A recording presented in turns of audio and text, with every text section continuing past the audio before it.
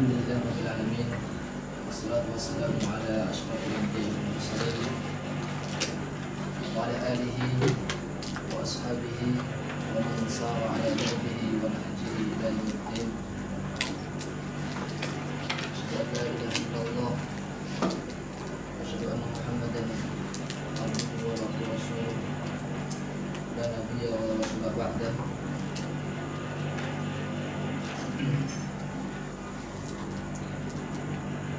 نسأل الله أن يمن علينا بعلم نافع وعمل صالح وأن يفقهنا به ويفتح لنا فتوح العارفين ويرزقنا الإخلاص في الأقوال والأعمال.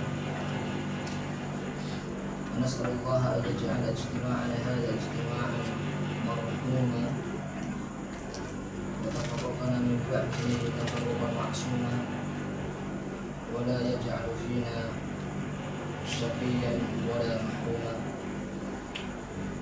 اللهم لا سهل الا ما جعلته سهلا وانت تجعل الحزن اذا شئت سهلا.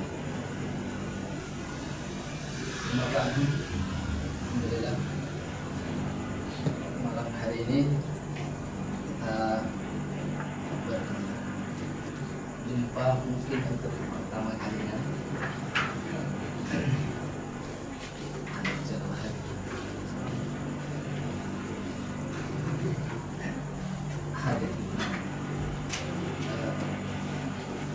Abda majlis hadhihi lailah. Assalamualaikum warahmatullahi wabarakatuh. Alhamdulillah, malam hari ini kita mulai majlis yang insyaallah akan menghatamkan, semoga bisa khatam kitab Risalah Al-Jami' ini, karena ini juga kitab yang sangat mukhtasar. Hanya saja waktu yang disediakan memang sangat mepet sekali ya.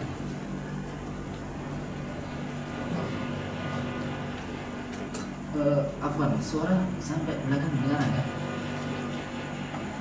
Dengar insyaallah ada di kurang jelas.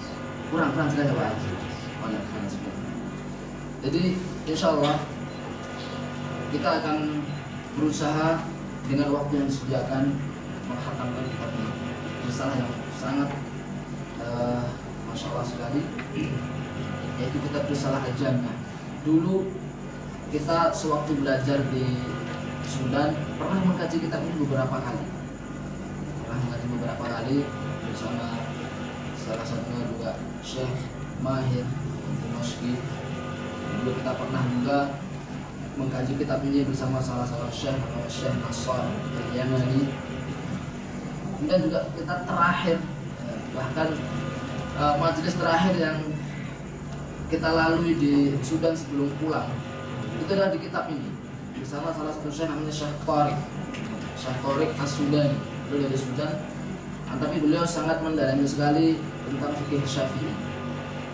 Ketika itu beliau alhamdulillah mau hadir ke tempat kita, karena beliau rumahnya sangat jauh sekali, untuk menghatamkan kitab ini dari habis asar sampai jam 9 malam. Satu kitab ini selesai. Alhamdulillah. Ala kulli hal insyaallah. Dan setelah pulang dari Sudan ini, majelis yang pertama kali baca kitab yang pertama kali yang saya lalui juga di kitab ini, yaitu Risalah Al-Jami'. Ala kulli hal kita akan membahas kitab ini semampu kita.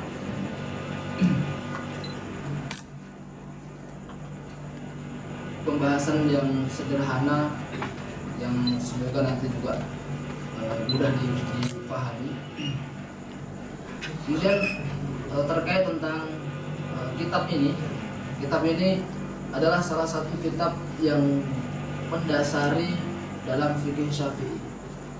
Jadi kalau silsilah belajar kitab untuk fikih Syafi'i ini banyak sekali, dan tentu namanya belajar itu dimulai dari kitab yang paling sederhana, kitab yang paling kecil, kitab yang paling ringkas, untuk sekedar memetakan dahulu apa ilmu tersebut.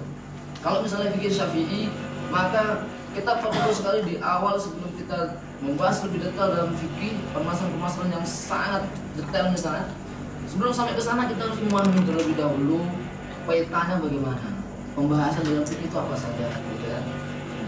Sehingga para ulama membuat buku yang ringkas-ringkas yang sengaja dibaca untuk orang yang baru pertama kali belajar, atau bisa kita sebut mubtadi'. Kalau bahasa kita itu biasanya disebut dengan al-mubtadi'in.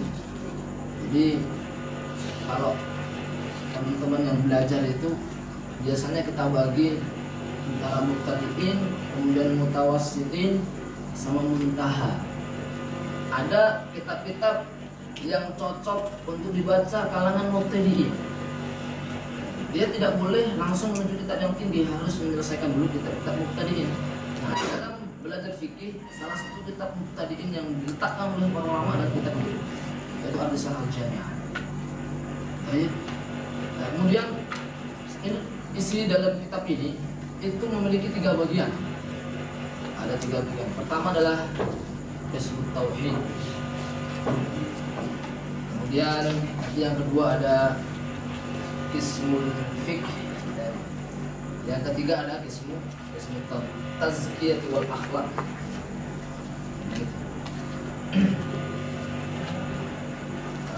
Selanjutnya tentang pengarang kitab ini. Oke. Pengarang kitab ini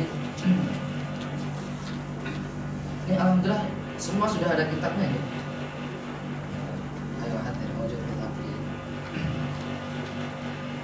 Pengarang kitab ini adalah Al-Habib Ahmad bin Zain bin Alawi Al-Habsyi rahimahullah ta'ala. Beliau ulama yang sangat masya Allah sekali. Beliau sejak kecil itu benar-benar memang sudah cinta dengan ilmu, sudah cinta. Sebabnya memang karena orang tuanya beliau juga ulama ya, artinya memang dari keluarga para alim ulama. Syekh Ahmad bin Zain ini. Dan beliau dalam proses belajarnya itu memiliki banyak sekali guru. Beliau dari Yaman. Beliau memiliki banyak sekali guru. Salah satu guru terbaiknya adalah namanya Syekh Abdullah ibni Alawi Al-Haddad. Abdullah ibni Alawi Al-Haddad. Ini beliau memulazamahi, membersamai, belajar dengan beliau ini selama 40 tahun. Selama 40 tahun belajar dengan beliau. Jadi bisa dibilang beliau adalah salah satu murid terbaiknya Syekh Abdullah bin Alawi Al-Haddad ini. Bahkan disebutkan dalam beberapa sirahnya itu Syekh Abdullah bin Alawi Al-Haddad itu sangat sayang dan sangat hormat sekali kepada muridnya yang satu ini. Bahkan ketika misalnya Syekh Ahmad bin Zain ini belum hadir di majelis, dicari mana gitu. Sehingga guru itu merasa kehilangan ketika misalnya majelis begini kok tidak ada Ahmad, si Ahmad kok tidak ada, itu kehilangan gurunya. Gitu. Bahkan setelah nanti ketika beliau wafat, gurunya ini wafat, itu seketika seluruh murid-muridnya Syekh Abdullah ini Alawi Al-Haddad ini itu kemudian berguru kepada Syekh Ahmad bin Zain bin Alawi, yaitu sahibu kitab Risalah Al-Jami'ah. Sehingga beliau dari segi keilmuan sangat diakui sekali oleh para ulama, terkhusus dalam madhab Syafi'i. Dan beliau salah satu bentuk khidmahnya untuk umat ini, selain dari jalur ilmu dengan mengkarang kitab-kitab, salah satunya kitab ini, beliau juga sangat suka sekali untuk membangun masjid. Beliau itu kebiasaan dalam hidupnya yang terkenal dalam sirahnya, beliau itu suka membangun masjid. Bahkan disebutkan itu yang nanti kalau antum baca di halaman-halaman awal, di sini ada sekilas biografi pengarang kitab ini. Yang anak sampaikan, kalau antum juga pasti ada. Paham kita? Bahkan beliau saking cintanya dengan membangun masjid, beliau pernah mencapai membangun masjid itu sekitar 11. Beliau membangun 11 masjid, dan masjidnya pertama yang dibangun itu adalah di kampungnya sendiri. Artinya bahasanya kita selain dalam belajar kitab, selain kita mengkaji isi kitabnya, mengambil nilai-nilai yang ada dalam kitab, kita juga mengambil nilai-nilai pelajaran hidup dari pengarang kitab itu sendiri. Bagaimana keikhlasan beliau dalam berdakwah, bagaimana perjuangan beliau dalam Islam. Kita mengetahuinya dengan membaca biografinya. Sehingga salah satu adabnya ketika orang membaca sebuah kitab itu adalah harus kenal terlebih dahulu dengan sahibul kitab, pengarang kitab. Jamil. Kemudian selanjutnya kita langsung masuk ke kitab ya, insyaallah.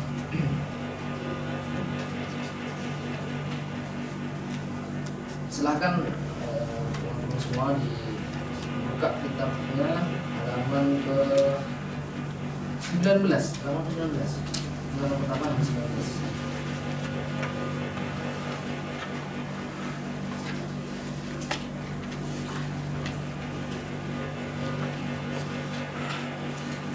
Baik, bismillah. A'udzubillahi minasyaitonir rajim.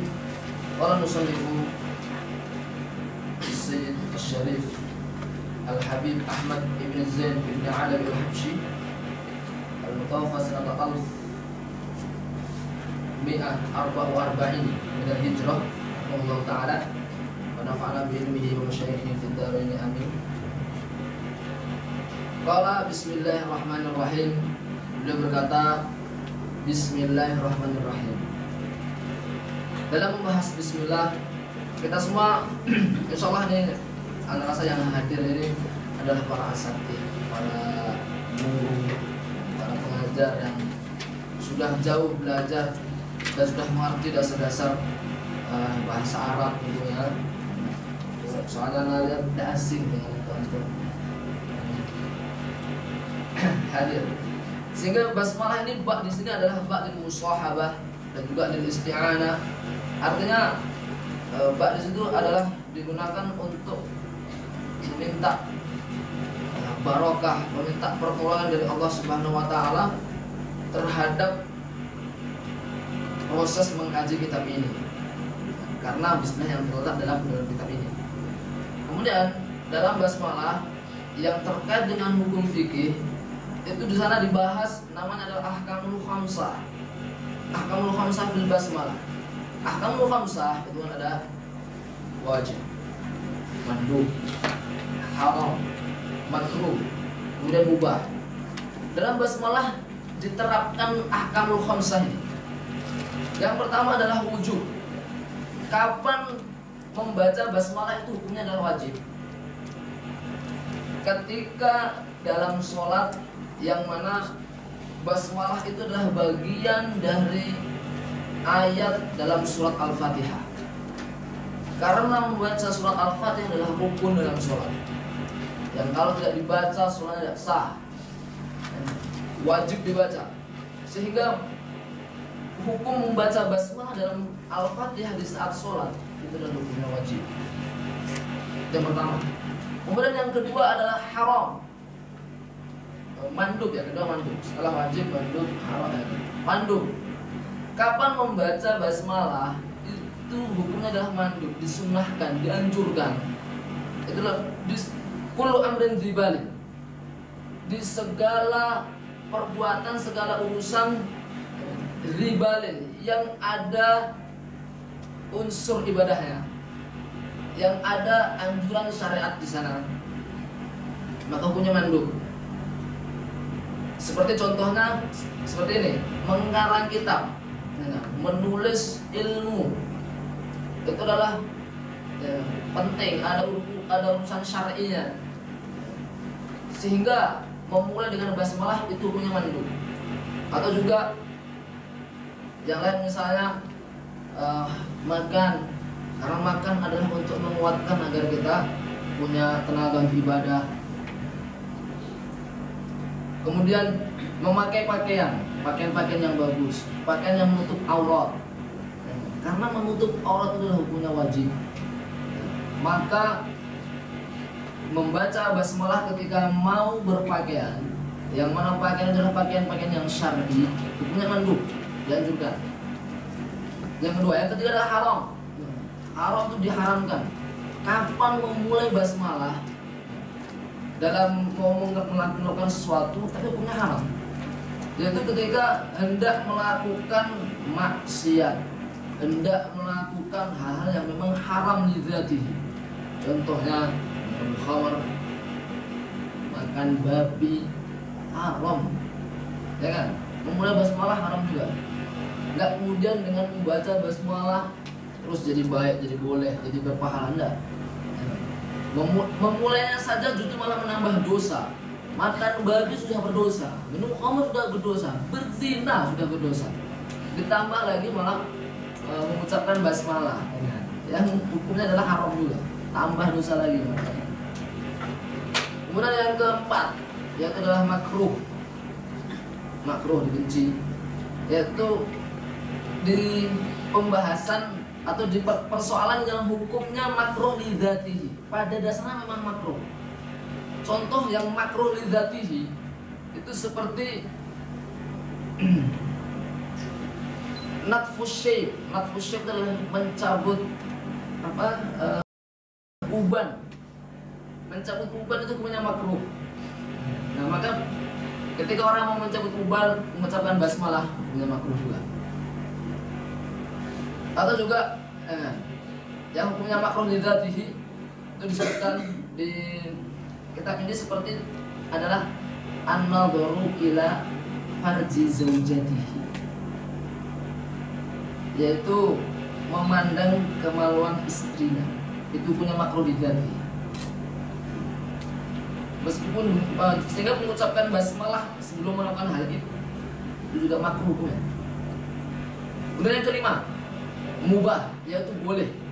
Nah, kalau mubah ini itu terhadap urusan yang enggak ada hubungannya dengan syariat, enggak ada hubungannya dengan syar'i, hal-hal aktivitas sosial biasa seperti ya memindahkan barang dari tempat ke tempat yang lain, merapikan barang-barang kita, ya. Itu kan enggak ada hubungan syar'inya, ya aktivitas biasa gitu. Nah, itu hukumnya adalah mubah, boleh saja. Boleh. Itu adalah tentang terkait ahkamul khamsah dalam basmalah. Selanjutnya adalah alhamdulillahirabbil alamin. Alhamdulillahirabbil alamin, segala puji bagi Allah Subhanahu wa taala. Dalam alhamdulillahirabbil alamin di sini juga ada pembahasan ahkamu al-arba'ah, hukum-hukum yang 4, wajib, mandub, haram, dan juga makruh.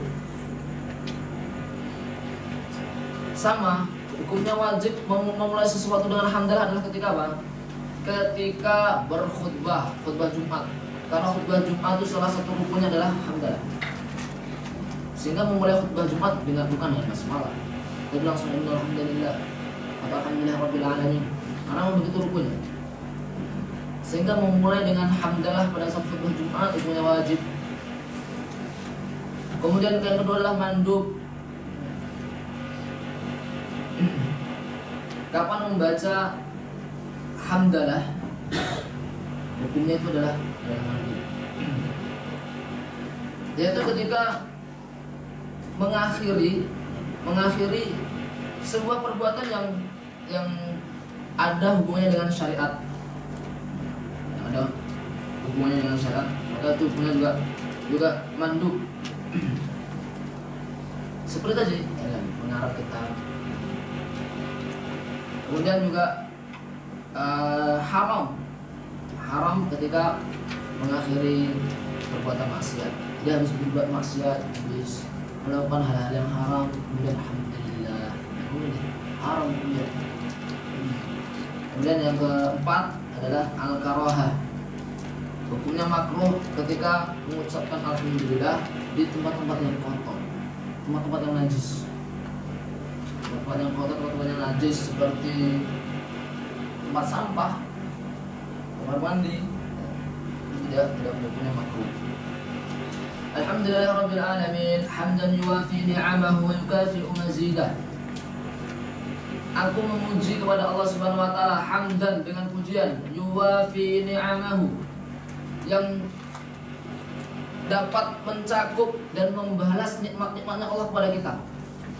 Wa yukafi'u mazidah, dan dapat menyamai tambahan-tambahan nikmat dari Allah Subhanahu wa taala.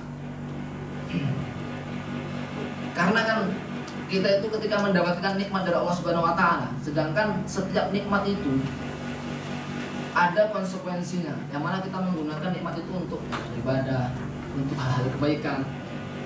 Cuman kadang kita sempat lalai, sempat tidak memenuhi hak-hak setiap nikmat itu. Makanya kita bentuk memuji Allah Subhanahu wa taala dengan pujian yang terbaik itu adalah dengan memuji yang mana pujian ini tuh setara dengan apa-apa yang Allah nikmatkan kepada kita gitu. Dan tambahan-tambahan nikmatnya juga begitu. Sehingga lafaz ini, lafaz alhamdulillahirabbil alamin, kemudian hamdan yuwafi ni'amahu wa yukafi mazidah, itu adalah bentuk pujian terbaik seorang hamba kepada Allah Subhanahu wa taala.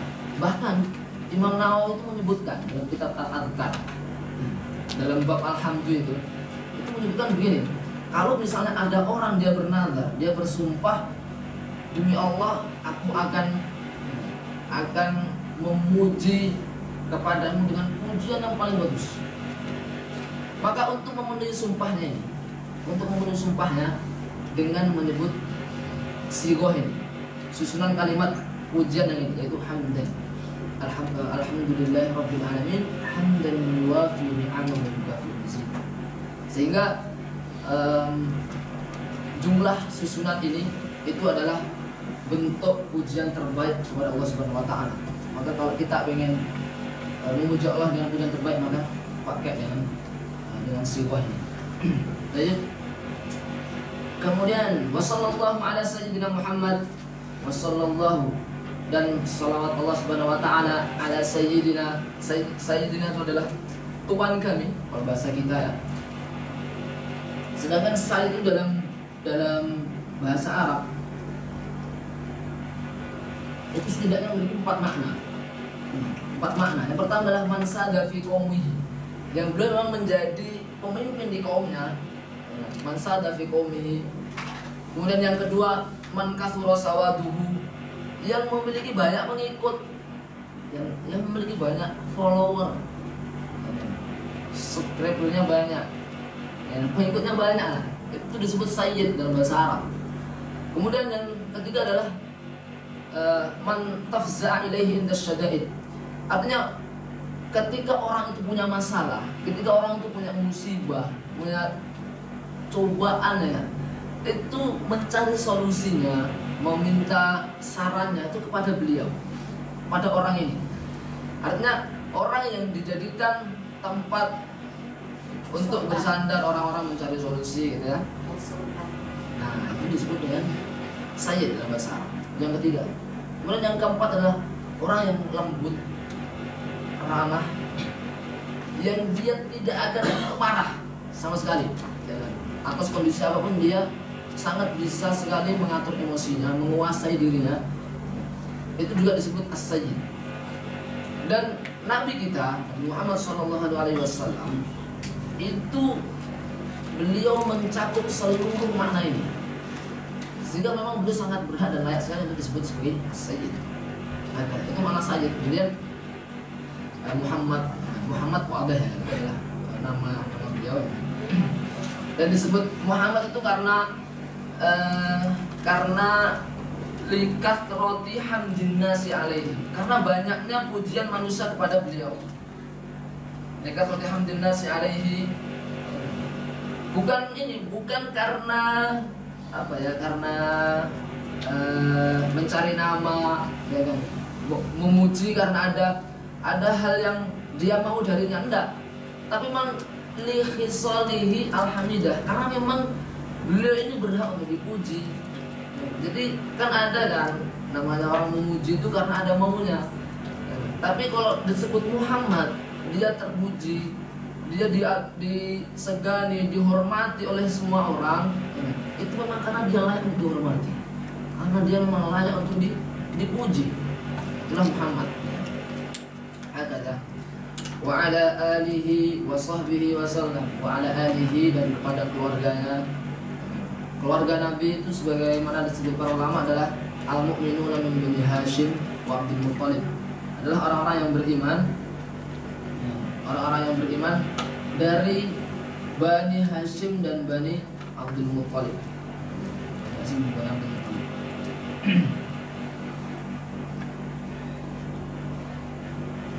Kemudian sehingga seluruh yang memiliki nasab kepada Nabi itu disebut Ahlul Bait, yang dari riwayat runtutan Bani Hashim dan Bani Abdul Muttalib ini. Dan kita sebagai umat Islam, sebagai umatnya Nabi, itu diperintahkan juga untuk mencintai Ahlul Bait. Ahlul Bait. Salah satunya adalah dalam sebuah hadis disebutkan ahibbullaha lima yaghdukum min ni'amihi. Ini kata Nabi sallallahu alaihi wasallam, cintailah Allah Subhanahu wa taala lima yaghdukum, karena Allah telah memberikan kamu nutrisi min ni'amihi, dari nikmat-nikmatnya. Ahibbullah lima yaghdukum min ni'amihi. Kemudian ahibbuni bihubbillah, cintailah aku sebagaimana kamu mencintai Allah Subhanahu wa taala. Kemudian ditutup dengan wa ahibbu ahla baiti li hubbi, dan cintailah ahlu baitku, keluargaku, kata Nabi, li hubbi, untuk tujuan mencintaiku. Kemudian wasahbihi wasallam, wasahbi, dan para sahabat-sahabatnya wasallam. Qala Rasulullah sallallahu alaihi wasallam, talabul ilmi faridatun ala kulli muslimin wa muslimatin. Sebelumnya penyampaian seperti ini terlalu cepat atau gimana? Ya apa ya? Hadir ya? Oke, bismillah, kita lanjutkan. Talabul ilmi faridatun ala kulli muslimin wa muslimatin. Menuntut ilmu itu adalah hukumnya wajib ala kulli muslimin wa muslimatin. Maksud wajib di sini adalah ilmu-ilmu yang akan digunakan untuk beramal, beribadah, yang ibadah itu hukumnya sudah wajib bagi.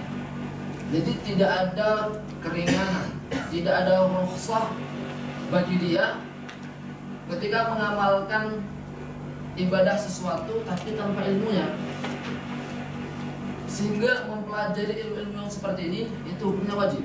Seperti contohnya misalnya ketika anak yang sudah balik, sudah dewasa, dia sudah wajib hukumnya untuk mengetahui hal-hal yang berkaitan tentang kewajiban-kewajibannya setelah balik, seperti taharah, seperti sholat, seperti puasa, seperti mandi besar. Sudah wajib. Jangan sampai dia tidak tahu ketika misalnya dia mau melakukan sholat, belum tahu ilmunya, dia dalam keadaan junub, tidak tahu cara mandi besarnya. Karena hal ini sudah menjadi wajib hukumnya bagi dia, maka mempelajarinya itu adalah wajib. Muslim dan muslimat.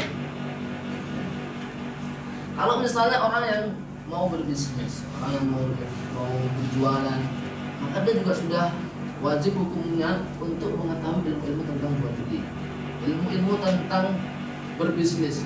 Harus tahu mana yang haram, mana yang halal. Kalau misalnya sebentar lagi Ramadan, puasa, jangan sampai orang yang sudah wajib puasa tapi tidak tahu ilmu puasa, ahkam-ahkam puasa. Itu belum mempelajari sudah wajib hukumnya. Orang yang mau haji, orang yang mau umroh, Kalau misalnya dia belum punya kemampuan untuk berhaji berumrah, oke, belum wajib. Tapi kalau dia sudah besok udah umrah ya, besok mau haji misalnya, maka dia sudah harus tahu hukum mempelajari ilmunya dan wajib. Sehingga thalabul ilmi fardhatun di sini itu adalah terkait ilmu-ilmu yang memang berhubungan dengan ibadah-ibadah yang sudah diwajibkan kepada dia. Ala kulli muslimin wa muslimatin. Kemudian waqala sallallahu alaihi wasallam. Oh iya, pembagian ilmu ini hukumnya itu ada wajib aini, kemudian juga ada nanti wajib kifai. Kalau wajib aini sebagaimana yang tadi anak sebutkan, artinya wajib per orang. Aini itu kan per orang ya kan, nah, laki-laki perempuan wajib mempelajari ilmu tadi. Tapi ada namanya wajib kifai, yang mana wajib alal kifayah. Kifayah itu perwakilan. Jadi kalau sekelompok orang kok tidak ada yang mewakili, itu maka berdosa seluruhnya. Namanya wajib kifai. Nah, menuntut ilmunya hukumnya wajib kifai itu adalah mempelajari ilmu hingga sampai derajat mufti, derajat alim, derajat kiai. Itu hukumnya ada wajib kifai. Artinya harus ada perwakilan dari sebuah kelompok, entah itu kampung lah, entah itu ma'had atau komunitas apa gitu. Itu wajib harus ada orang alimnya meskipun satu yang belajar ilmunya. Itu bukan cuma hal yang wajib tadi toh, enggak, tapi memang benar-benar sampai derajat fatwa, benar-benar tahu dari seluruh lini keilmuan, bahasa Arabnya bagus, Qur'annya, tafsirnya, hadisnya, benar-benar menguasai. Itu harus ada. Ini namanya wajib kifai. Sisanya adalah mandub, boleh-boleh aja dianjurkan. Yaitu apa? Ketika orang mau belajar melebihi derajat fatwa, alim ulama bawahnya, melebihi derajat fatwa, itu punya mandub, boleh. Kemudian selanjutnya waqala sallallahu alaihi wasallam man salaka tariqan yaltamisu fihi ilman. Man salaka tariqan, barang siapa yang menempuh jalan untuk belajar. Yaltamisu artinya yatlubu, menuntut ilmu. Yaltamisu fi ilman adalah menuntut ilmu. Kemudian man salaka ini kan menempuh ya kan? Dan man salaka ini memiliki dua makna, yaitu makna hissi dan maknawi. Yaitu menempuh secara hissi ya, dan secara prakteknya kelihatan, nampak ini. Itu mana adalah ketika orang berangkat menuju tempat belajar. Kalau seperti kita berangkat menuju tempat kajian, artinya jarak yang ditempuh untuk belajar. Mansalaka lihat global ilmu tadi untuk menuntut ilmu ya, proses perjalanannya itu maksudnya. Itu yang pertama. Makna yang kedua adalah secara maknawi, yaitu menempuh untuk belajar, tapi prosesnya seperti ketika dia menghafal, seperti ketika dia menulis, meringkas. Nah, itu disebut dengan thariqul maknawi. Jadi ada thariqul hissi, thariqul maknawi. Jadi menempuh secara hissi, secara nampak, yaitu menempuh jarak. Kita berjalan dari rumah ke tempat kajian. Kemudian thariqul maknawinya yaitu adalah proses belajarnya. Nah, seluruh kegiatan ini, itu kata Nabi, salakallahu bihi tariqan ilal jannah, maka Allah akan memudahkan dia untuk menempuh jalan ke surga.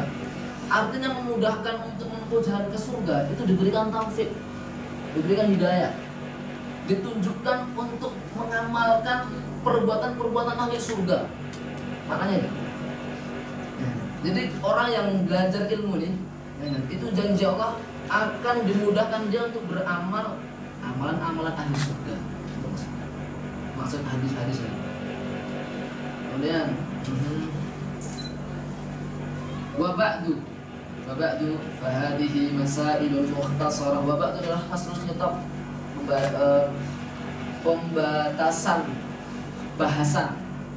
Jadi setelah membahas mukaddimah pembukaan, setelah itu bahas isinya, nah jedanya itu dengan kalimat wabak tuh, wabak faslul khitab namanya. Kemudian fahadihi masailun mukhtasarah, dan ini adalah masailun mukhtasarah. Masail itu adalah permasalahan-permasalahan mukhtasarah yang ringkas. Mukhtasarah kalau dalam bahasa takrifnya itu adalah maqalla lafduhu wa kathura ma'nahu, yang lafadznya sedikit ya kan. Bukunya ini cuma tipis gini toh, tapi makna dalam buku ini ya kan, itu bisa dilemparkan jadi 300 halaman. Kitab ini memiliki banyak syarah, banyak penjelasan. Salah satunya adalah Budurut Tali'ah. Budurut Tali'ah ini 300 halaman. Ada juga Ad-Dalalah An-Nafi'ah, itu sekitar 100 halaman. Ada juga pengarangnya adalah Syekh dari Indonesia, Syekh An-Nawawi Al-Bantani. Namanya adalah Buhjatul Wasail, itu juga sangat bagus sekali. Dan banyak sekali. Padahal kita ringkas kayak gini, tapi bisa dijelaskan dengan banyak halaman. Itu namanya mukhtasar. Min ba'di kutubi Hujjatul Islam, yang diambil dari beberapa buku karangan Hujjatul Islam. Hujjatul Islam itu adalah laqab dari Imam Al-Ghazali rahimahullah taala. Ghaliban, kebanyakan. Nah, ini ada kalimat hadis, man arafaha wa amila biha narjulahu minallahi ayyakuna min ahli ilmi zahiran wa batinan. Jadi salah satu keistimewaan buku ini itu adalah orang yang mempelajarinya, orang yang mengkajinya, orang yang mengamalkan isinya, didoakan oleh pengarangnya, dia akan kelak menjadi ahli ilmi, jadi alim, jadi ulama, ahli ilmi. Narju lahu minallahi ayyakuna min ahli ilmi zahiran wa batinan. Jadi bentuknya, penampilannya, sikapnya itu adalah sikapnya ahlul ilmi, sikapnya ulama. Zahir, batinnya pun juga begitu. Hatinya itu adalah batinnya kan ulama. Artinya hatinya itu benar-benar menjaga diri, hal-hal yang maksiat hati. Tidak riya, tidak ujub, tidak sombong, dan lain-lain, tidak iri, tidak dengki dan lain-lain.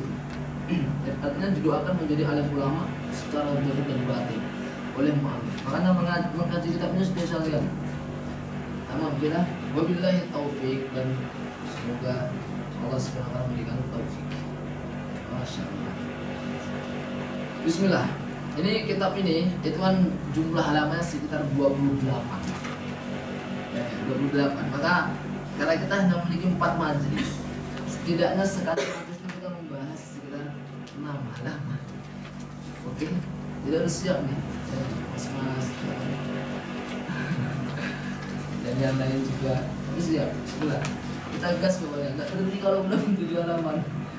Ya Allah ya Rabbi, kita dari berapa? Bismillah. Bismillah. Arkanul Islam. Yo. Arkanul Islam adalah ini kita masuk ke qismut tauhid, yaitu bagian tentang akidah, pembahasan akidah. Sehingga pembahasan adalah arkanul Islam, kemudian ada arkanul iman, baru setelah itu masuk ke pembahasan fikih. Untuk awal-awal pembahasan ini mungkin Ana hanya menyampaikan secara taklik. Ya. Kemudian nanti kalau sudah masuk fikih baru yang perlu dicatat, Ana catatkan. Yang perlu Ana gambarkan di sini Ana gambarkan insyaallah. Tapi ini masih masuk qism tauhid, itu cukup penjelasan insyaallah yang fikih. Jadi arkanul Islam, rukun Islam. Yang mana kalimat rukun ini adalah sesuatu yang kalau tidak ada dalam sesuatu ini, maka sesuatu itu tidak sah. Itu adalah rukun. Rukun Islam berarti yang ada di dalam rukun-rukun ini, itulah yang menjadikan sempurnanya Islam. Tanpanya maka hilang Islamnya. Arkanul Islam, arkanul Islam wa khamsatun, syahadatu alla ilaha illallah, Syahadah yaitu aku bersaksi bahwasanya Allah Subhanahu wa taala adalah sebaik-baik yang paling berhak untuk disembah. Dan ini menggunakan kalimat syahadah ya. Syahadah itu adalah bersaksi. Yang mana kalau bersaksi itu dia bukan hanya meyakini untuk dirinya sendiri, enggak, tapi dia juga harus siap. Namanya bersaksi itu kan sebenarnya bersaksi untuk orang lain, sehingga ketika orang Islam yang syarat masuk Islam itu adalah syahadat, maka secara tidak langsung dia harus siap untuk bersikap secara Islam, berpenampilan secara Islam, ya, supaya mensaksikan kepada orang kalau dia itu adalah orang Islam. Begitu. Kemudian bahwa Allah Subhanahu wa taala adalah yang paling berhak disembah, adalah sebenar-benar Tuhan. Kalau mungkin ada orang-orang yang memiliki Tuhan batu, Tuhan berhala, Tuhan apalagi matahari, Tuhan api, Tuhan apalagi lah ya kan. Bolehlah itu mau kalian sebut Tuhan silakan. Tapi yang sebenar-benar Tuhan, yang paling berhak disebut Tuhan, yang benar-benar memiliki sifat ketuhanan hanya Allah Subhanahu wa taala. Itu kita bersaksi untuk diri kita dan kita juga siap ya kan, menyaksikannya untuk orang lain. Ya, menampakkannya kepada orang lain gitu. Syahadatu alla ilaha illallah wa anna Muhammadan Rasulullah. Begitu juga kesaksian kita atas kerasulan Nabi Muhammad. Juga begitu. Kemudian wa iqamus shalah, dan menegakkan sholat. Al-iqamah, kenapa kok enggak wa fi'lu sholah gitu aja ya, enggak melakukan sholat gitu aja, tapi pakai iqamatus sholah, iqamus sholah atau qiyamus sholah. Karena al-iqamah itu ya dulu ala mulazamah, al-mustamirah, al-muhafadhah gitu kan. Karena kalimat iqam yaitu menegakkan sholat ya. Jadi bukan hanya melakukan sholat, tapi menegakkan sholat. Artinya menegakkan sholat itu dia melakukan sholat dengan sebaik-baiknya. Khusyuknya dapat, kemudian tumakninahnya dapat ya. Jadi hatinya benar-benar hadir dalam keadaan sholat. Dan bukan cuma itu, dia benar-benar menjaga sholatnya, menjaga dari waktu-waktunya ya. Dan juga melakukan sholatnya gak mut-mutan, mustamiroh, terus menerus. Nah, gitu. Itu makna dari iqamus shalah gitu. Kemudian itauz zakat, dan mengeluarkan zakat. Mengeluarkan zakat tentunya sudah ada mustahik-mustahiknya. Kemudian wa shaumu Ramadan, dan puasa Ramadan. Salah kan? Tinggal berapa hari lagi? 40 ya, 4 bulan ya banyak. Masalah ya. Sangat dekat sekali. Kemudian wa shaum Ramadan wa hajjul baiti man istata'a ilaihi sabila, dan menunaikan haji man istata'a ilaihi sabila, bagi yang memiliki kemampuan secara materi, kemampuan secara fisik. Dan bahkan kalau dikatakan para ulama, kalau orang sudah mampu melakukan haji, dari harta sudah punya, kemudian fisiknya juga sudah punya, maka saat itu dia sudah wajib mempelajari ilmu haji, dan dia sudah wajib untuk segera menunaikan haji. Jadi kewajibannya itu ketika dia sudah mampu itu alal fauri, yaitu dengan segera. Karena kalau ditunda-tunda nanti uangnya pakai yang lain, uangnya melipir dari mana ya. Makanya ketika sudah punya, sempurnakan untuk haji. Karena kalau misal orang sudah punya kemampuan, kemudian dia tidak melakukan segera ibadah haji ini, justru malah uangnya dikemanakan, dan dia sengaja ternyata begitu supaya tidak uangnya tuh nggak numpuk sehingga dia wajib haji. Dia sengaja menyalurkannya kepada yang lain. Itu ditanya nanti sama Allah Subhanahu wa taala. Kamu tuh sudah wajib haji tapi malah lari dari kewajiban haji. Sudah. Sama kita. Kemudian ma'al ikhlasi wa tasdiq. Ma'al ikhlasi wa tasdiq. Ini masalah ya. diakhiri dengan kalimat ma'al ikhlas wa tasdik. Artinya bahwasanya rukun-rukun Islam yang tadi, syahadat, salat, zakat, puasa dan haji ini, itu mengamalkan rukun-rukun Islam ini itu dengan ikhlas. Ikhlas itu maknanya adalah takhlisul amali anir riya, yaitu membersihkan amal dari riya, berharap selain Allah Subhanahu wa taala, berharap duniawi, berharap apalah ujian, kemudian dan berharap jabatan dan lain-lain. Artinya ketika ada tambahan duniawi dia makin semangat. Misalnya ngaji kayak gini, ketika misalnya ada dikasih uang misalnya, ya kan, jadi itu tambah semangat, Dan seharusnya ketika mengaji itu niatnya adalah untuk menambah ilmu, yang sehingga ketika dia punya ilmu makin takwa kepada Allah Subhanahu wa taala, makin ada potensi ibadahnya itu makin khusyuk, makin banyak, kan begitu sebetulnya. Ya. Tapi justru malah hilang nilai-nilai itu. Justru malah pindah nilai dunia. Alhamdulillah. Hilang pahalanya. Buat tasdik adalah dengan jujur. Dengan jujur. Faman lam yakun mukhlisan, maka barang siapa yang melakukannya bukan karena keikhlasan, bukan atas dasar keikhlasan, bahwa munafik, maka dia adalah orang munafik. Nauzubillah. Artinya dia tidak melakukannya tidak sepenuh hati.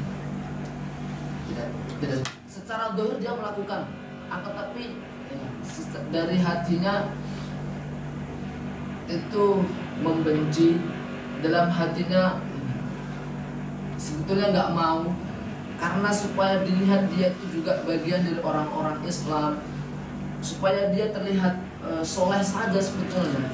Kalau nggak karena itu, misalnya kalau di tempat sendiri atau di rumahnya nggak bakal melakukan hal itu. Maka itu adalah munafik. Fahuwa munafik. Wa man lam yakun musaddiqan biqalbihi fahuwa kafir.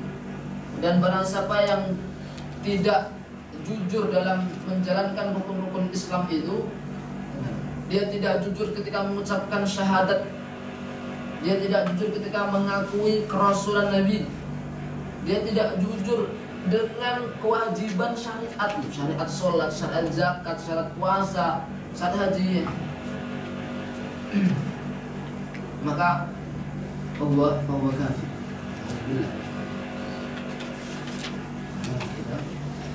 Kemudian selanjutnya qawaidul aqaid. Sebelah kita cepat. Qawaidul aqaid, kaidah-kaidah dalam akidah, keyakinan. Wa aslul imani an ta'taqida anna Allah Ta'ala mawjudun. Jadi dalam pembahasan iman ini masuk ke rukun-rukun iman. Dalam rukun iman itu ada nanti aslul iman sama furu'ul iman. Aslul iman itu adalah dasarnya iman, yang mana setiap orang beriman harus mengetahui aslul iman ini. Kalau furu'ul iman itulah cabang-cabangnya, tafsirnya, penjelasan secara detailnya. Nah, itu tidak wajib. Itu untuk kalangan-kalangan para ulama yang mengkaji ilmu, itu untuk mereka. Tapi untuk seluruh golongan, tidak yang alim, tidak juga yang awam, semuanya harus paham itu adalah aslul iman. Belum menyebutkan ini aslul iman, dasar-dasar keimanan. Anta ta'taqida anna Allah Ta'ala wujud, hendaknya dia meyakini dengan sebenar-benar yakin anna Allah wujud, bahwasanya Allah itu adalah ada. Allah itu ada. Makanya ada ayat afillahi syakkun fatiris samawati wal ard. Apakah kamu ragu bahwasanya Allah itu fatiris samawati wal ard, khaliqis samawati wal ard, menciptakan langit dan bumi. Langit dan bumi ini kita melihat sekarang ini ada di depan mata kita. Ada. Kalau misalnya yang diciptakan itu ada, kita melihatnya secara langsung, maka yang menciptakan itu jauh lebih enak. Ada, kan tidak mungkin sesuatu yang tidak ada menciptakan sesuatu yang ada, kan tidak mungkin. Sehingga meyakini seyakin-yakin bahwa Allah itu mewujud itu adalah wajib. Kemudian wa annahu ta'ala wahid, bahwasanya Allah Subhanahu wa taala wahid, yang Maha Esa. La syarika lahu. Tidak ada sekutu baginya. Tidak ada sekutu baginya. Wala mithla wala shibha lahu. Tidak ada yang menyamai, yang mempersisir. Persis itu sama plek itu, tidak ada. Itu namanya mithla. Karena mithla itu maknanya dari seluruh perbuatannya, sifatnya, zatnya itu sama plek. Itu namanya mathil, mithla. Allah Subhanahu wa taala tidak ada yang menyamai, yang mempersisir, tidak ada. Jelas. Ya. Wala syabih itu yang menyerupai. Tidak sama plek, tapi beberapa sifatnya, beberapa perbuatannya itu ada yang menyerupai dari selain Allah. Itu juga nggak ada. Allah Subhanahu wa taala wahid, la syarika lahu, la mithla lahu wa la syabiha lahu. Makanya ada ayat laisa kamitslihi syai'un wa huwas samiul basir. Tidak ada yang menyerupai Allah Subhanahu wa taala syai'un, apapun itu. Syai'un. Wa huwas samiul basir, dan dialah Allah yang Maha mendengar lagi Maha melihat. Kemudian khalaqas samawati wal ard, Allah Subhanahu wa taala yang menciptakan langit dengan 7 tingkatannya. Dengan 7 tingkatannya, wal ard, dan juga bumi yang kalau dibentangkan tidak ada orang yang sampai ujungnya, tidak ada. Itu juga Allah Subhanahu wa taala yang menciptakan. Wa khalaqal mauta, dan Allah juga menciptakan kematian, wal hayata, dan juga kehidupan, wa ta'ata, dan ketaatan, wal maksiata, dan kemaksiatan.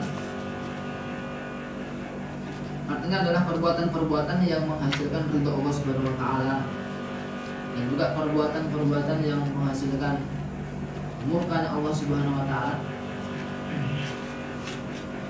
Wasihhata wasukma, dan Allah Subhanahu wa taala yang menciptakan kesehatan, wasukma, dan sakit, wa jami'al kauni wa ma fihi, dan seluruh yang ada di alam semesta ini, mau benda mati, mau benda hidup, mau makhluk halus, makhluk kasar, kalau ada yang nampak atau yang tidak nampak, semua yang ada di alam semesta ini adalah Allah Subhanahu wa taala yang menciptakan. Wa khalaqal khalqa wa a'malahum, dan Allah Subhanahu wa taala yang menciptakan seluruh makhluk, wa a'malahum, dan perbuatan-perbuatan mereka.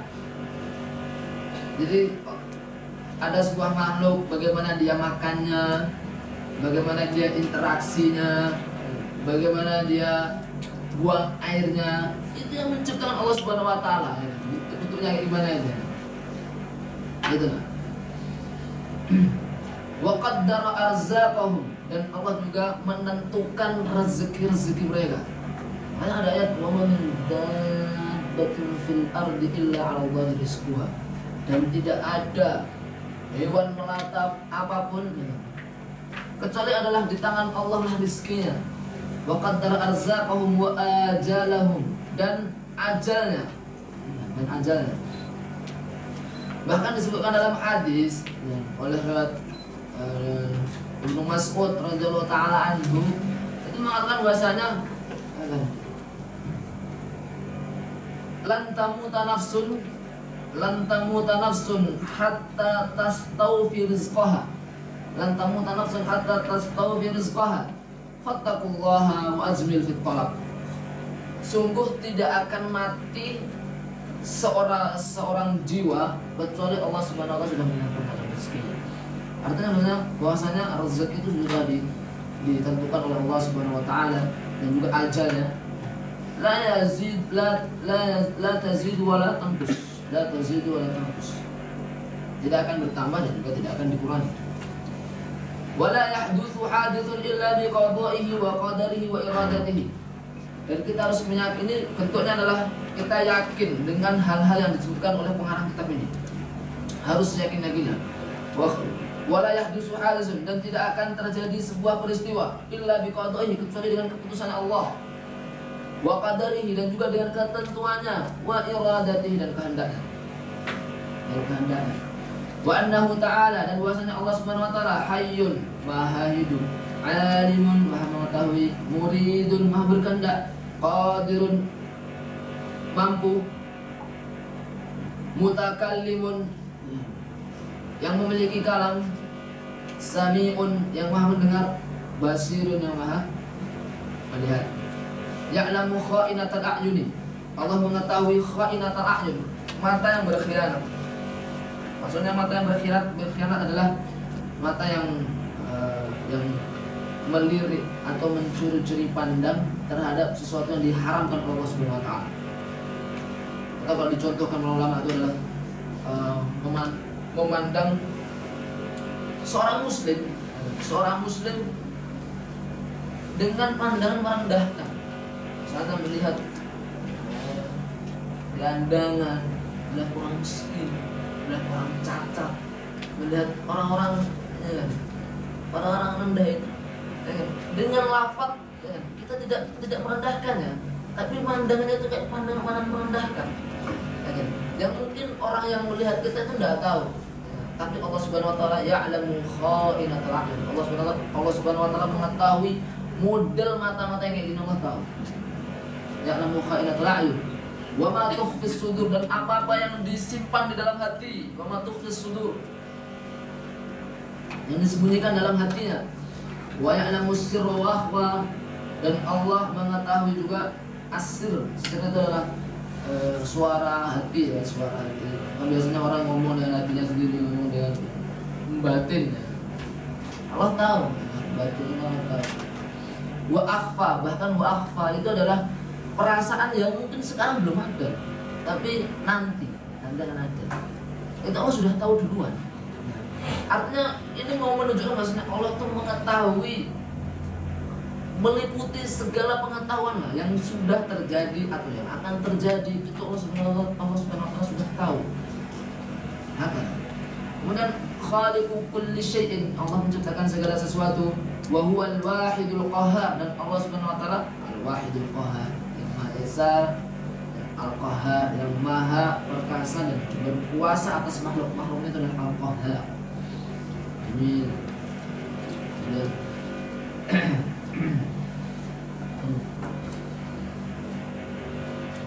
Wa annahu ta'ala,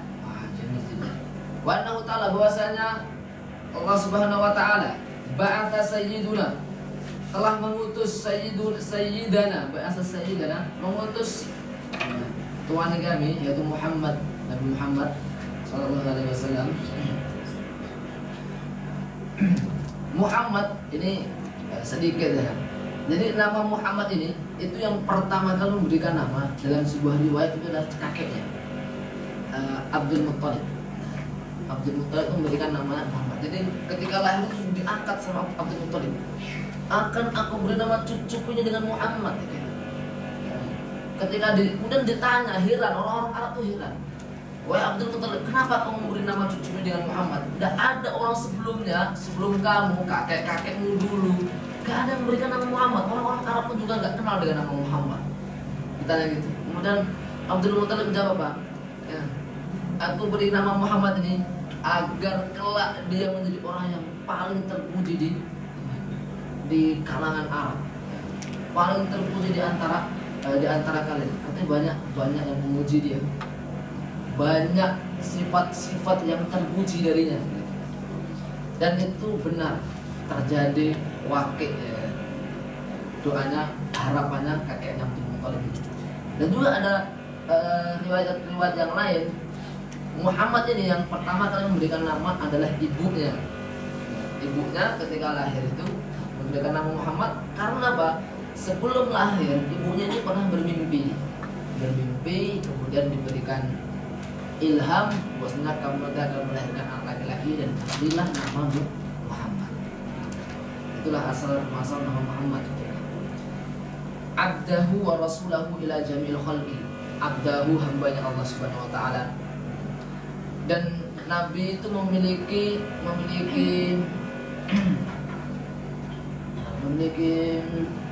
apa ya? Abdahu ini seperti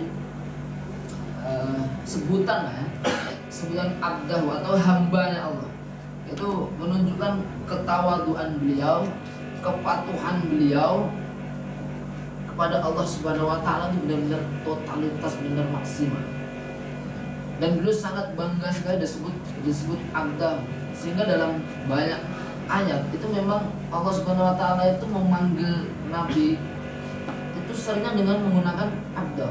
Bahkan dalam Quran itu disebut nama Nabi Muhammad cuma 4 kali saja dalam Quran. Kalah dengan Nabi Musa, 136 kali disebutkan. Makanya lebih sering disebut dengan abdah. Subhanalladzi asra bi 'abdihi dengan hambanya. Tabarakalladzi nazzala al-furqana 'ala 'abdihi, pada hambanya. Kemudian wa rasulahu, dan Nabi juga rasulnya, utusan Allah Subhanahu wa taala, ila jami'il khalqi, kepada seluruh manusia, li hidayatihim. Dan ini ila jami'il khalqi ini ila yaumil qiyamah. Jadi setelah Nabi SAW diutus itu, seluruh orang yang hidup pada zaman itu sampai hari kiamat semuanya berhak dan wajib untuk mengikuti Nabi Muhammad. Bahkan disebutkan itu kalau saja Nabi Musa itu masih ada, maka dia tidak lain akan mengikuti Nabi Muhammad. Makanya dakwah Islam ini ya, dakwah Nabi ini itu memang maidatullah ya. Maidah itu adalah hidangan Allah Subhanahu wa taala kepada semua orang. Tidak yang awam, tidak yang alim, tidak yang hidupnya di kampung pedalaman, tidak di kota, semuanya itu berhak mendapatkan hidayah Allah Subhanahu wa taala. Berhak mengetahui bahwasanya di sana ada Rasul Muhammad, ajarannya Islam gitu. Ila jami'il khalqi. Li hidayatihim, untuk memberikan hidayah kepada mereka. Wa litakmili ma'ashihim wa ma'adihim. Masya Allah. Dan untuk litakmili, menyempurnakan, untuk membimbing ma'ashihim, kehidupannya di dunia, wa ma'adihim, dan menjadi bekal untuk kehidupannya di akhirat. Ma'ashihim itu hidup di dunia, ma'adihim itu adalah hidup di akhirat, karena setelah mati. Wa ayyadahu bil mu'jizatid dhahirah, dan Allah Subhanahu wa taala mengukuhkan, mengesahkan kenabian beliau itu dengan mu'jizatid dhahirah, dengan mukjizat yang nampak. Wa annahu alaihi salatu wassalam, dan bahwasanya beliau alaihi salatu wassalam shadiqun fi jami'i ma akhbara bihi. Beliau adalah orang yang jujur terhadap segala apa yang dikabarkannya dari Allah Subhanahu wa taala. Itu kita tidak boleh tidak yakin, karena memang wa ma yantiqu 'anil hawa in huwa illa wahyu yuha. Apa yang diucapkan Nabi, apa yang disampaikan Nabi itu wahyu, bukan atas hawa nafsu dia bicara begini, enggak. Itu adalah wahyu, ada tuntunan dari Allah Subhanahu wa taala. Tidak boleh diragukan sedikit pun apa yang disampaikan oleh Nabi. Minas sirati, dari sirat ini kan salah satu kejadian di hari kiamat nanti. Itu sirat itu adalah jembatan yang diletakkan di atas neraka jahanam, yang tipisnya lebih tipis daripada rambut, yang tajamnya lebih tajam daripada pedang. Itu adalah sirat yang kelak akan dilalui minal awalin wal akhirin, dari manusia pertama sampai manusia paling akhir, semuanya melalui sirat. Wal mizan, dan timbangan timbangan mizan di hari kiamat itu besarnya seperti langit dan bumi, dan kedetailannya itu bahkan mengetahui ukuran beratnya sebuah atom atau sebuah biji sawi. Itu sangat detail sekali kemampuan mizan ini, biasa. Wal haud adalah telaganya Nabi. Telaga yang lebarnya, luasnya itu sejauh perjalanan selama 1 bulan. Airnya warnanya putih seperti susu, manisnya lebih manis daripada madu. Jumlah gelas-gelas yang mengitari di sampingnya itu sejumlah dengan bintang-bintang ada di langit. Dan siapapun yang meminumnya, dia tidak akan pernah merasakan haus setelah itu selama-lamanya. Itu adalah telaga al-haud yang tidak akan dilalui kecuali orang-orang yang diridhoi oleh Nabi. Itu. Wa ghairi dzalika min umuril akhirah, dan selain itu dari urusan-urusan dari persoalan-persoalan akhirat. Wal barzakh itu adalah alam antara alam dunia dan alam akhirat, menjembatani antara alam dunia dan alam akhirat. Orang setelah mati, ya, maka dia masuk ke alam barzakh. Alam barzakh. Min su'alil malakain. Ini kemudian menceritakan kejadian di alam barzakh, yaitu adanya su'alil malakain, pertanyaan dari malaikat Munkar dan Nakir tentang siapa Rabbnya, siapa nabinya, apa agamanya. Wa azabil qabri wa na'imihi, dan di sana ada azab kubur dan nikmat kubur juga ada. Azab kubur sebagaimana kalau diceritakan dalam Quran, ya, menceritakan ketika dahsyatnya azab kubur yang dialami oleh Fir'aun. Kenapa? Dinampakkan kepadanya setiap pagi dan sore neraka rutin. Jadi pagi sorenya, dan paginya Fir'aun itu adalah ditunjukkan pada dia neraka di depan mata. Dan orang-orang yang mendapatkan azab kubur, wa na'imihi, dan orang-orang yang mendapat nikmat kubur dijadikan kuburan itu adalah tempat yang indah, taman yang masya Allah. Itu adalah azabil qabri wa na'imihi. Kemudian wa annal qur'ana, dan bahwasanya Quran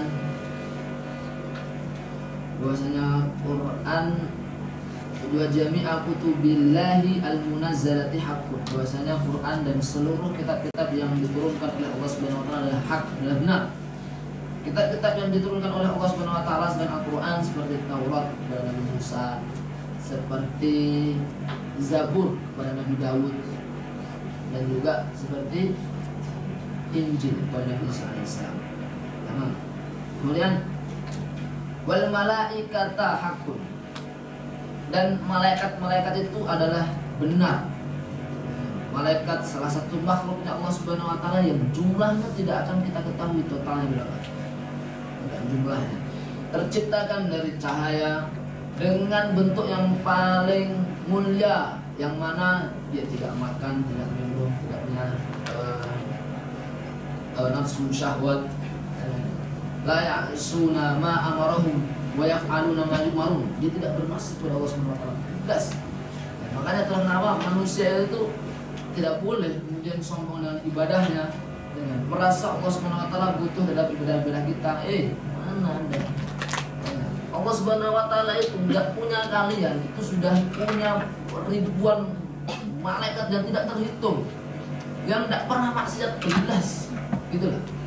Apa yang mau kita sombong? Apa yang mau kita banggakan dari ibadah-ibadah kita? Tamam. Dan malaikat ini setidaknya kita meyakininya 10 malaikat itu ya. 10 malaikat yang wajib kita mengimaninya. Jadi untuk jumlah totalnya tidak tahu kita berapa. Kemudian wal malaikat hakun, wal jannata hakun, dan surga itu adalah hak, benar adanya, wan nar itu juga hak, juga benar adanya, wa jami'a ma ja'a bihi sayyiduna Muhammadin sallallahu alaihi wasallam hak, dan seluruh apa yang disampaikan, seluruh apa yang dibawa oleh Sayyiduna Muhammad itu adalah benar. Alhamdulillah. Sekarang kita masuk ke menuju Qismul Fiqh. Ini kita masuk bikin secara Alhamdulillah. Alhamdulillah. Tamam. Kalau Muslim, siap ya. Kita ini bahas sampai nawaqidul wudu insyaallah. Masih bisa setengah.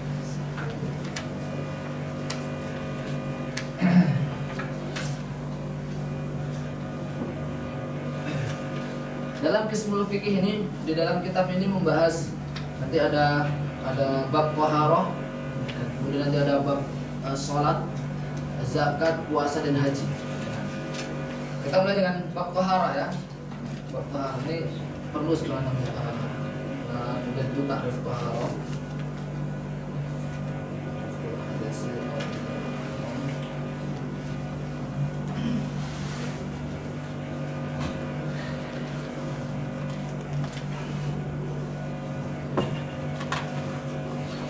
Kita bab taharah. Taharah. Ta'rifuhu raf'u hadatsin au izalat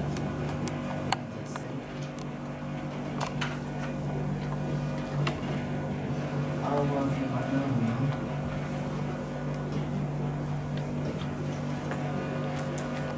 au ala subatihi. Sebelumnya anak sampaikan dulu tentang tohara. Tohara itu bersuci.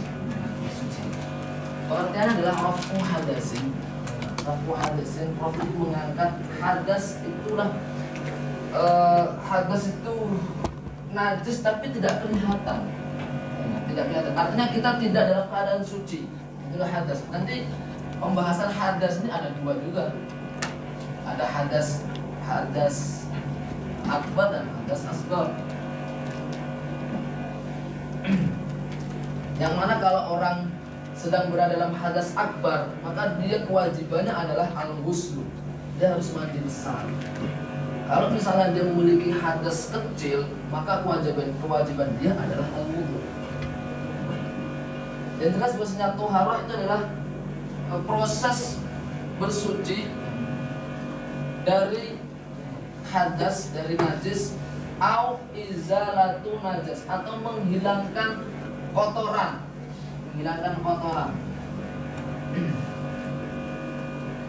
Au ma fi ma'nahuma, ini maksudnya nanti yang seperti, contohnya seperti ini. Kalau misalnya kita itu berwudu, itu kan salah satu maknanya, salah satu poinnya adalah agar kita boleh untuk melakukan sholat, ya kan? Agar kita boleh melakukan sholat.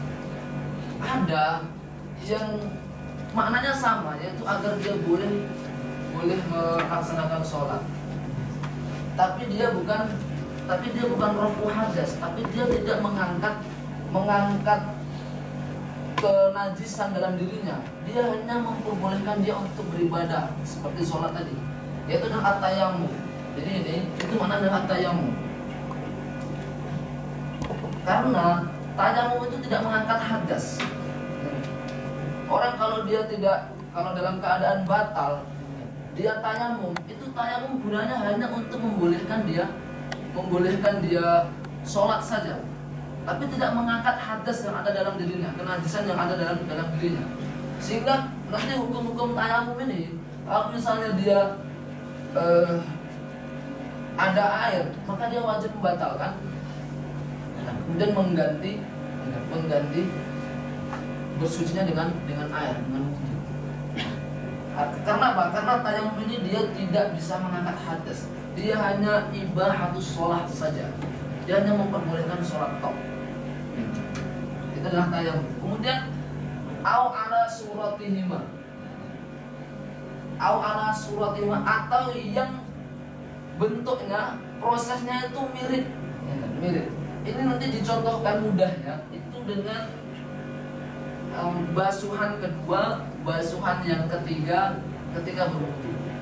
Kan berwudu itu basuhannya ada 3 ya, basuhannya 3. Tapi yang mengangkat hadas, yang mengangkat kenajisan dalam wudu itu hanya basuhan yang pertama saja. Karena yang wajib dalam berwudu itu adalah basuhan pertamanya. Sehingga basuhan yang kedua, basuhan yang ketiga itu dia tidak mengangkat hadas, tidak mengangkat hadas, tidak mengangkat kenajisan, karena najis sudah terangkat dengan basuhan yang pertama. Sehingga basuhan kedua, basuhan ketiga itu hanya au ala suratihima, yaitu praktek yang mirip, praktek yang sama dengan basuhan-basuhan yang pertama, yang itu disebut dengan tohar. Nah, semua ini itu masuk dalam takrif pengertian tohar itu kurang lebih itu mengangkat hadas, au izalatu najas, atau menghilangkan kotoran, menghilangkan najis. Kemudian au ma fi ma'nahuma, atau yang mirip seperti rafu hadas, yaitu adalah tayamum, dan juga au ala suratihima, atau yang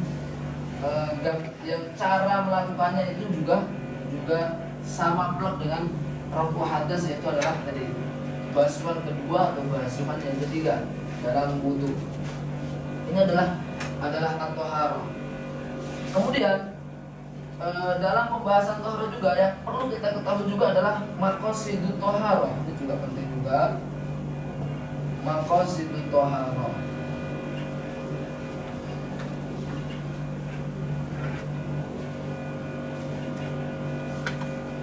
Maqasidut tohara itu adalah, maqasid itu kan tujuan ya, atau proses tohara. Kemudian kita artikan proses gitu ya, proses tohara.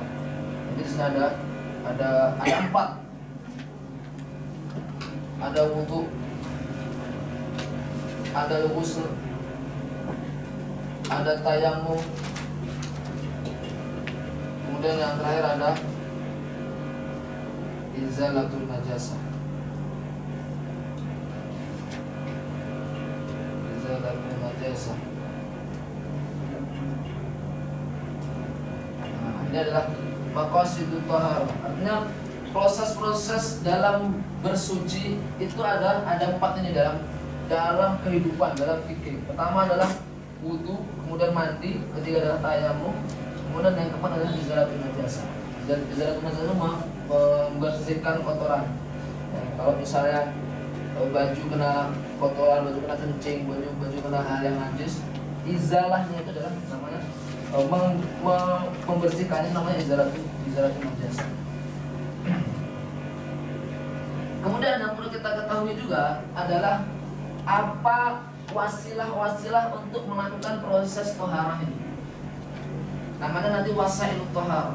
Apa yang kita gunakan untuk melakukan wudu? Apa yang kita gunakan untuk melakukan ghusl? Apa yang kita gunakan untuk tayamum? Apa yang kita gunakan untuk menghilangkan najis? Itu juga ada 4.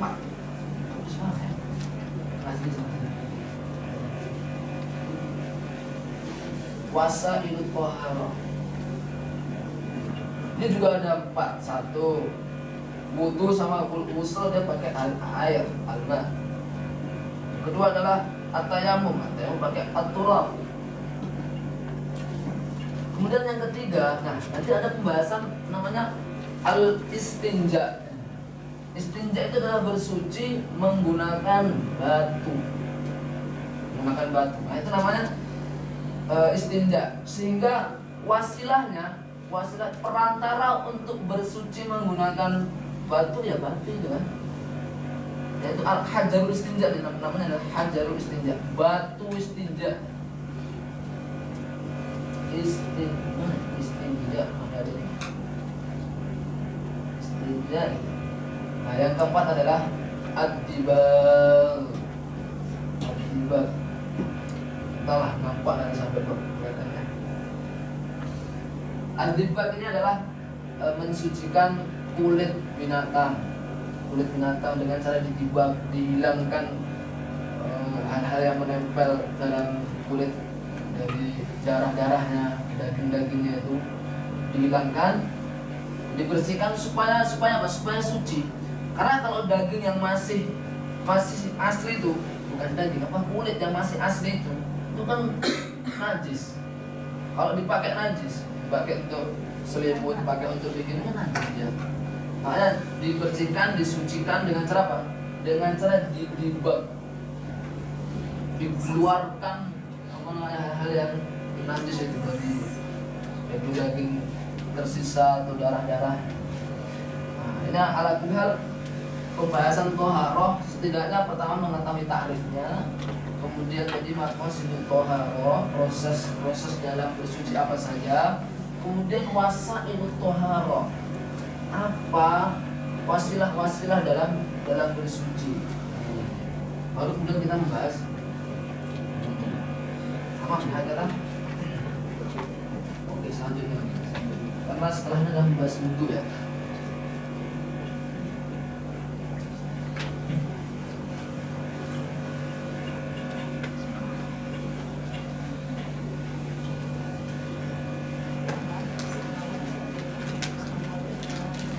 Baik. Pembahasan dalam wudhu setidaknya ada 7 bab yang harus dibahas. Wudhu nih, al-wudhu ya. Dalam wudhu, semoga ini jelas lah. Dalam wudhu ada setidaknya ada 1 furud, 2 syurut, 3 nawaqid, 4 nanti makruhat, muharramat, mustahabbat. Yang ketujuh adalah adab. Dalam wudhu itu setidaknya membahas 7 hal ini. 1, 2, 3, 4, 5, 6, 7 hal. Tapi yang dibahas dalam kitab ini, kitab Risalah Jamiah ini, itu adalah nawaqid ini. 1 sama furud ya, furud sama. Hanya 2 saja. Furud wudhu sama nawaqid ya. Yang dibahas dalam buku ini hanya 2, yaitu furud ini sama nawaqid. Kenapa? Yang lain-lain ini akan dibahas di kitab-kitab di atasnya.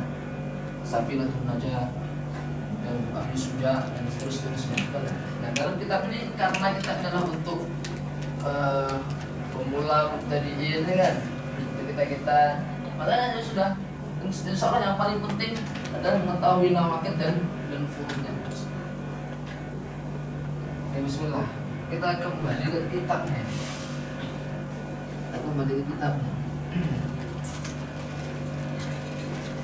Ya Rabbi. Faslun fi furudil wudhu. Pasal fi furudil wudhu, dalam furud kewajiban-kewajiban al-wudhu. Dalam wudhu, hal-hal yang harus dilakukan agar wudhunya benar. Furudul wudhu'i sittatun. Al-wudhu sebelumnya, al-wudhu itu dari kata-kata al-wadha'ah yang maknanya adalah an-nadhafah, membersihkan. Kemudian furudul wudhu, kewajiban-kewajiban dalam wudhu ada 6. Al-awwalu an-niyatu, dan 6 ini nanti 4 ada dalam Quran, yang 2 ada dalam hadis. Al-awwalu an-niyatu, niat dalam wudu setidaknya menghadirkan untuk mengangkat kenajisan pertama, atau juga nanti untuk ibahatis sholah, agar dia bisa melakukan sholat dan ibadah-ibadah yang lain yang disyaratkan toharoh di sana. Karena niat itu adalah al-qasdu, yaitu tujuan melakukan sesuatu. Dan pembahasan dalam niat itu juga ada 7 sebenarnya. Nah, 7 ini itu diringkas dalam sebuah nadom, sebuah bait. Dalam sebuah bait. Hakikatun hukmun mahallun wa zaman, kaifiyatun syartun wa maqsudun hasan. Gimana Salafi? Hakikatun hukmun mahallun wa zaman, kaifiyatun syartun wa maqsudun hasan. Jadi pembahasannya itu ada 7 ini. Pertama adalah hakikatnya, kemudian yang kedua nanti hukumnya, yang ketiga adalah mahal, tempatnya, kapan mengucapkan niat, mahal itu tempatnya, tempat mengucapkannya di mana, atau zaman kapan melakukan niat, kaifiyahnya bagaimana, kaifiyatun syartun, syarat-syaratnya apa, dan yang ketiga adalah yang terakhir adalah maksudun, dan maksudnya apa. Hasan ini adalah penyempurnaan dalam bait saja. Dan jelas yang minimal yang kita tahu dalam pembahasan niat itu adalah kapan kita mengucapkan niat. Mengucapkan niat itu saat di seluruh ibadah itu inda awali fardin, yaitu di perbuatan yang pertama kali.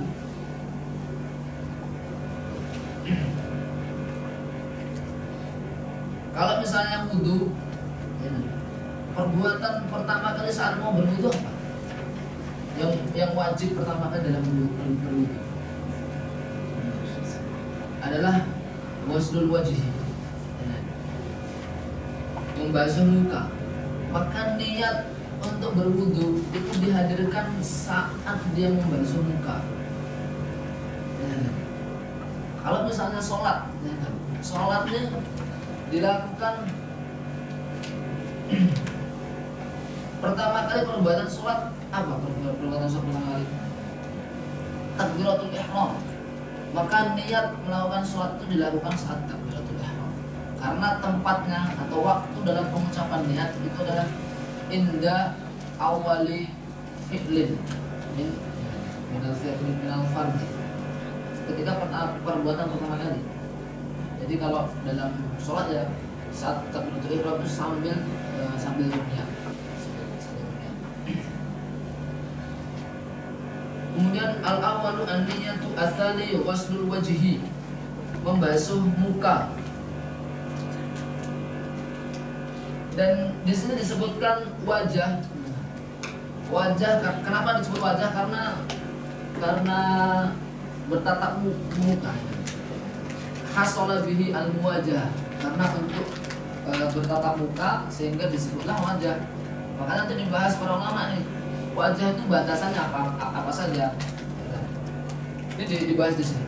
Wa haddu, dan batasan wajah adalah min manabiti sya'rir ra'si, dari apa ini? Manabit, tumbuhnya rambut kepala. Dari min manabiti sya'rir ra'si, dari awalnya tumbuh rambut di kepala itu. Sini misalnya ya, sini ya. Dan ini tumbuhnya rambutnya al-muqtad. Al-muqtad itu yang kebanyakan. Ya kalau misalnya dia tumbuhnya agak di belakang, misalnya ya, belakang, jadi botaknya sayapnya belakang, lalu ada rambutnya, itu nggak disebut wajah ini. Nggak disebut wajah. Dan jadi yang disebut wajah itu adalah yang normalnya lah. Rata-rata orang tuh kalau tumbuh rambut dari mana? Dari sini ya, dari agak terlalu ke belakang sekali gitu. Nah dari sini, nah, itu adalah awalnya. Awalnya tumbuhnya rambut dari min manabiti sya'rir ra'si ila muntahal lahyaini wa dzaqani tulan. Nah ini panjang ya, tulnya, panjangnya itu dari tumbuhnya rambut kemudian sampai muntahal lahyaini wa dzaqan, dan dagu, sampai akhir di janggut, wadakon dan dagu. Jadi sini. Jadi panjangnya itu kalau ukuran wajah nih, itu dari awal tumbuhnya rambut sampai sampai sini. Jenggot yang paling bawahnya. Yang kalau misalnya tatap muka tuh kelihatan. Nah ini harus kebasuh. Dari atas sampai sini harus kebasuh. Kalau misalnya tadi kita contohkan kalau orang yang tumbuh rambutnya agak di belakang sini ya, botak tengahnya ini, itu nggak harus sampai belakang sini nggak basuh, nggak harus. Normalnya agak sama segini aja. Kemudian kalau lebarnya, wa ardon minal uduni ilal uduni. Kalau lebarnya itu dari telinga sampai ke telinga sebelahnya, itu juga harus kena air. Dan bahkan biasanya nih, kan kalau kita itu kan ada rambutnya di sini, namanya apa ya? Jambang. Ini belakangnya ini masih termasuk wajah. Ya, masih termasuk wajah sehingga harus dibasuh juga. Ya. Kalau ada sebagian yang tidak terbasuh, tidak sah kita. Ya. Jadi betul-betul benar-benar saat wudhu ini benar-benar maksimal. Harus kita yakin bahwasanya wajah itu benar-benar terbasuh seluruhnya. Dan membasuh atau kalimatnya adalah ghuslul wajhi ya, ghuslul wajhi. Ya kan? Enggak cukup kalau cuma dilemparkan tok gini airnya, enggak cukup. Ya kan? Kalau dilemparkan ini tuh bahasanya adalah arrosyu namanya. Mencipratkan air. Sedangkan wudhu ini untuk menjadi syarat itu harus dibasuh. Jadi bukan cuma dilemparkan air, tapi juga dibasuh. Ya kan? Al-ghusl itu adanya tekanan sebetulnya dalam fikih maknanya ya kan. Ghusl agak ada tekanan. Artinya dibasuh itu harus. Bukan cuma dibasuh kok, dilemparkan enggak. Ghuslul wajhi. Kemudian yang kedua. Yang ketiga, ghuslul yadaini ilal mirfaqaini. Membasuh tangan ilal mirfaqaini. Membasuh kedua tangan, al-yadaini kedua tangan. Ilal mirfaqaini sampai ke siku. Dan ini ila di sini itu maknanya adalah ma'a. Maknanya ma'a. Artinya kalau ila itu bukan berarti tangan ini dibasuh sampai. Kalau sampai kan berarti kan nggak harus sebenarnya kan. Yang penting mendekati siku aja. Kemudian dibahas para ulama bukan begitu. Karena maknanya ilal mirfaqaini itu adalah ma'al mirfaqaini. Artinya bersamaan juga dibasuh. Ilal mirfaqaini. Dan seluruh yang ada di tangan. Kalau misalnya ada tangan biasanya kan 5 jari. Misalnya dia punya 6 jari, maka juga wajib dibasuh juga. Wajib dibasuh juga. Kemudian ar-rabi'u mashu syai'in min basyaratir ra'si aw sya'rin fi haddihi. Mashu syai'in, membasuh. Kalau mashu ini bukan membasuh ya, apa ya? Mengusap. Mengusap syai'in min basyaratir ra'si. Mengusap sebagian dari basyarat adalah kulit, ar-ra'si kulit kepala. Atau sya'arin atau rambut fi haddihi yang ada dalam had kepala, batasan kepala gitu. Maknanya begini, membasuh kepala atau mengusap kepala tadi itu kadar minimalnya adalah air itu membasahi bagian dari kulit kepala itu, atau ya kan, membasahi sebagian dari rambut yang nempel di kepala. Kenapa kok rambut yang nempel di kepala? Maksudnya begini, nanti kalau rambutnya panjang misalnya, ya kan? Rambutnya panjang sampai bawah lah ya, sampai sini misalnya, rambutnya sampai sini. Kalau dalam mazhab Syafi'i kan boleh sebagian rambut saja, aslinya nggak seluruhnya dibasahi, enggak. Sebagian ini ditafsirkan para ulama, bahkan satu helai itu sudah sah. Satu helai sudah sah. Nah, satu helai ini harus rambut yang ada yang nempel di kepala. Maksudnya nempel di kepala kalau depan, kalau rambut bagian depan itu tidak boleh melebihi batas wajah. Tadi kita sampaikan batas wajah sampai janggut ya kan, sampai janggut. Bahkan tidak boleh ketika mau basuh sebagian rambutnya yang depan yang di bawahnya gitu kan. Panjang ini saya tidak sah. Atau misalnya rambut yang samping yang tidak itu kalau di bahasanya tuh rambut kornen gitu ya, rambut samping itu panjangnya sampai ini pundak. Jadi kalau misalnya dia membasuh rambut yang masih masuk di pundak ke atas itu masih sah. Kalau udah di pundak ke bawah dia basuh sini aja misalnya itu enggak sah.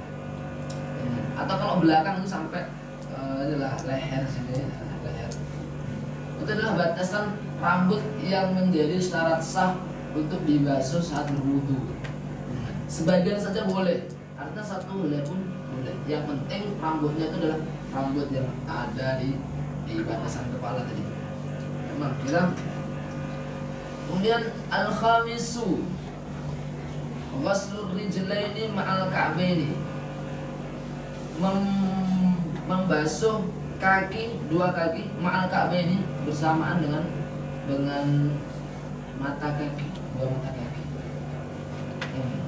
Dan disunnahkan juga, wajibnya juga itu bukan cuma sampai di batas mata kaki toh, tapi juga dibasuh sebagian sedikit dari betisnya. Karena kan ada kaidah bahasanya malayatin wajibul labi wajib. Karena dikhawatirkan nanti kalau cuman mengandalkan mata kaki tok sok kelewatan, sok kurang sempurna, maka ditambah sedikit di betisnya juga dibasuh. Mas'u ya dua seluruh rijlaini ma'al ka'bain. Kemudian as-sadisu at-tartib. Yang keenam adalah tartib. Tartib itu ala yuqaddama 'udhun ala 'udhun. Maksudnya enggak boleh urutan-urutan tadi itu saling mendahului, enggak boleh. Misalnya kan urutannya kan pertama kan membasuh wajah dulu. Kemudian setelah membasuh wajah dan membasuh tangan. Setelah itu mengusap kepala, setelah itu membasuh kaki. Enggak boleh orang wudu tiba-tiba langsung basuh kaki dua. Basuh kaki ini gitu. Sah. Karena harus tertib syaratnya. Jadi sebagaimana tadi Anas sebutkan kan ada 6 nih. 4 dari Quran, 2 dari hadis. Itu adalah yang 4 itu disebutkan dalam soal Maidah. Fagsilu wujuhakum, basuhlah muka, wa aydiyakum ilal marafiqi, wamsahu biru'usikum wa arjulakum. Biru'usikum, wamsahu biru'usikum wa arjulakum. 4 hal ini adalah Quran. Tapi kan niat tidak ada. Niat dan juga tartib itu tidak ada. Itu disebutkan dalam hadis. Kemudian selanjutnya adalah wuslul janabah. Wuslul janabah.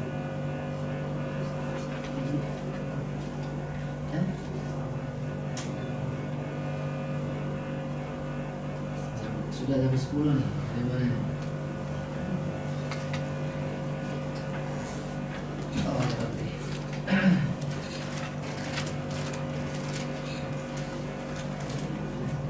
Gimana? Mau lanjut masih ada 2 bab, kalau mau lanjut boleh. Ready saja. Ya mana yang gimana?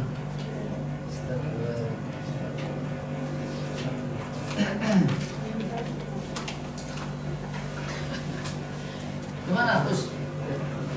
Udah ya? Udah? Atau udah aja? Lanjut. Oke, kalau begitu kita cukupkan di sini.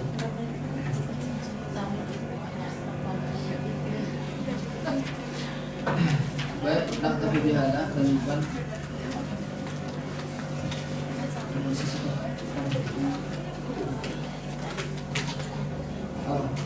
Mungkin sebelum ditutup silahkan bila ada hal yang belum dipahami atau perlu pengulangan, kami persilakan atau pertanyaan.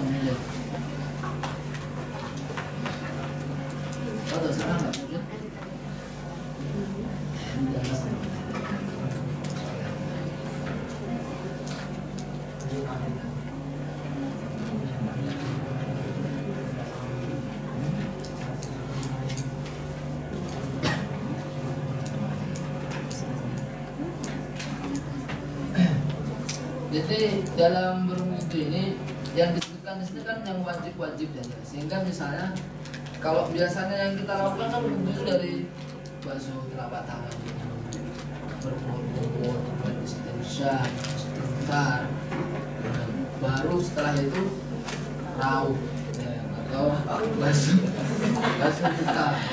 Nah, ini yang selain itu adalah kesunahan saja, kesunahan. Artinya karena begini prakteknya itu misalnya lagi dalam keadaan air itu jarang, air sedikit, mungkin kalau Indonesia ya di tempat kita kemungkinan kecil ya jarang air ya. Ini kan ada keadaan dimana kalau misalnya lagi susah air, kita lagi di medan yang kayak gimana gitu ya, tidak ada air, maka kita mencukupkan dengan yang wajib saja, yaitu langsung basuh muka, tangan, kemudian kepala dan kaki. Itu pun basuhan pertama saja sudah cukup, sudah sah. Kenapa Nabi itu wudu dengan cukup dengan satu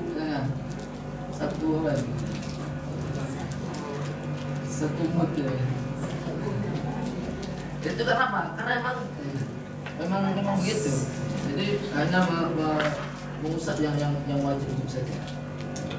Jadi ini bermanfaat ya. Dulu kita sudah pun memakai madhab itu ya. Karena kita wudu dibatasi cuma pakai gelas ya, segelas zakia ini tak. Wudu pakai segelas itu. Jadi ya wudunya ya, yang wajib saja. Itu. Agak.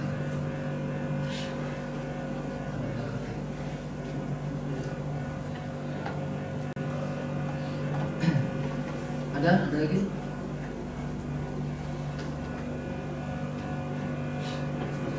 Kalau setelah bihada, maaf bila ada kurangnya, tidak ada salah kata, maaf. Misalnya, insyaallah kita jumpa lagi di Selasa ke depan lanjut membahas ghusl janabah dan seterusnya. Insyaallah. هكذا نقضي بهذا القدر. نسأل الله أن يوفقنا ويفهمنا إليكنا والصالحين ويفتح لنا فتوح العارفين وأن يفهمنا فهم الصالحين.